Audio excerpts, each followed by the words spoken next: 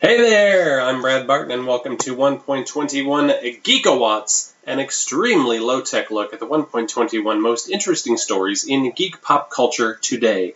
It might be time to dust off your ray guns, fuel up your rocket ships, and crank up the Queen soundtrack, because 20th Century Fox has acquired the screen rights to Flash, savior of the universe. Yeah. Flash Gordon may be returning to the big screen for the first time since the magnificently cornball 1980 film, which, lest we forget, featured a football battle in the court of Ming the Merciless. Good times. The film will reportedly be produced by John Davis, who produced Chronicle and iRobot, along with George Nolfi, who wrote and directed and produced The Adjustment Bureau. In fact, Nolfi actually wrote the treatment for this new potential Flash Gordon film.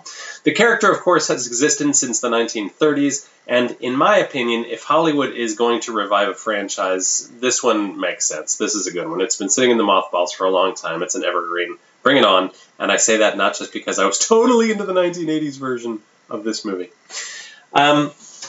Some of you may be familiar with the Image comic book series Chew, which stars a detective who gets psychic impressions from whatever he eats, and that helps him solve crimes. And his love interest is a food critic who can describe food so exactly the reader of her reviews feels like they've actually consumed it.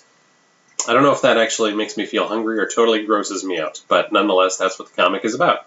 Either way, the comic is now being adapted as an animated DVD and digital release. And yesterday, Stephen Yeun, Glenn from The Walking Dead, and Felicia Day from The Guild and Dr. Horrible Sing-Along blog and about 1,000 other nerd-friendly projects were both named as the voice leads for the film. And allegedly, this happened in part because both of them have been really vocal supporters of the comic book on the Twitter and such.